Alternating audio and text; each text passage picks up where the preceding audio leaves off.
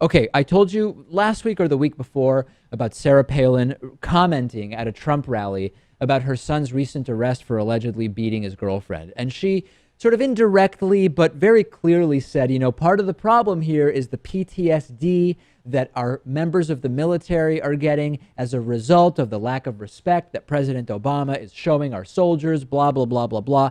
It was a futile attempt by Sarah Palin to use language to communicate anything with meaning, but she did speak Lewis nonetheless. She did use words and communicated. So now, this is the best. She goes on NBC. You saw this, Lewis. Yeah, this is, well, there's a lot of word salad and word confetti happening. It's a long interview, but then we have about 2 minutes here, and things get crazy. Let's play it.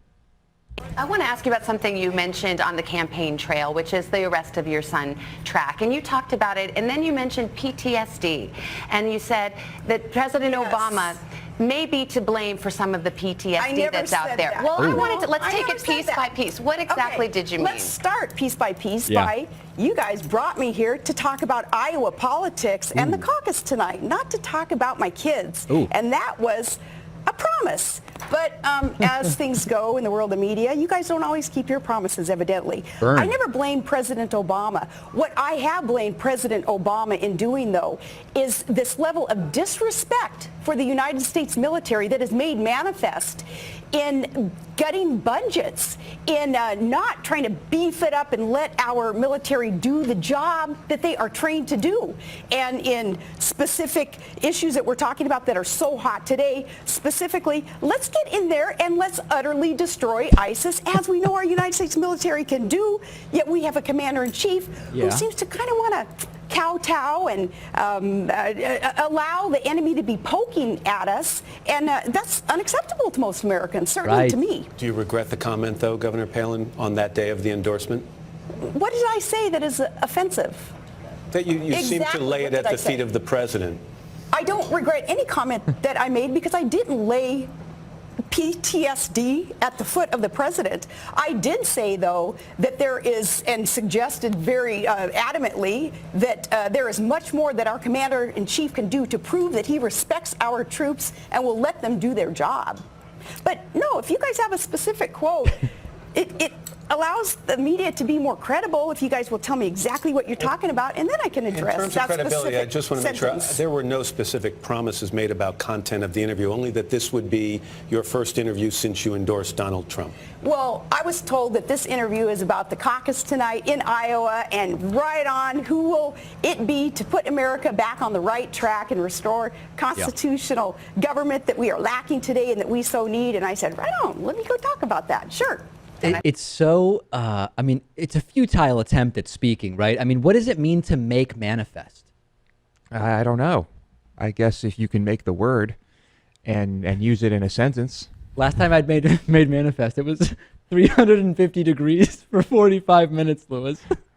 I think that's too hot. Yeah. You might have dried it out a little bit. My biggest problem is, why is she on the Today Show? That's the real question, right? Why is she on the Today Show commenting about anything?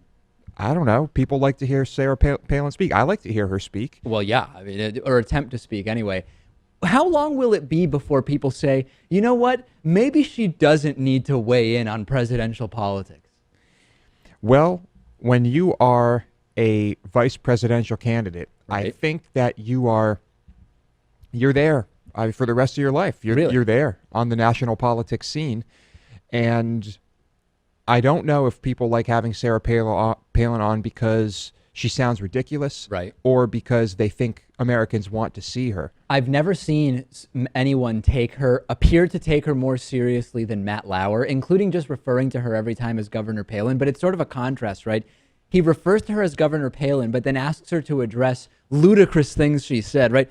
Governor Palin, do you regret when you blamed your son's PTSD in spite of the fact that he never saw any combat when he was in the military and is accused of beating his girlfriend? When you blame that on President Obama, was that a mistake, Governor Palin? With all due respect, it's almost brilliant what he's doing, and I don't even know if he's doing it deliberately, but the contrast is amazing. Well, I think he knows what to say and what to ask to bump the ratings up a little bit, and his demeanor is great. Oh yeah, it's absolutely the best. And she also doesn't even really deny having done it, right? She says, I never blamed Obama for my son's PTSD. I blamed Obama for disrespecting the military, which I said is connected to what caused Track's PTSD. Oh, well, excuse me. Yeah, nobody could ever interpret that as having blamed President Obama. I think, yeah. Well, when it's word confetti, as I like to call it, it's hard. It's easy to say that that's not what you meant and that's not what you were really saying. Right. I think we knew what she was suggesting. Someone should remind Sarah Palin cameras and the internet exist in 2016, so we can check what you said and then compare it to what you later say. That's not something she may be aware of. Well, if you remember Ted Stevens, he was from Alaska too, Yep. and he was the guy who was very confused about the internet. Yeah. And so maybe they share that.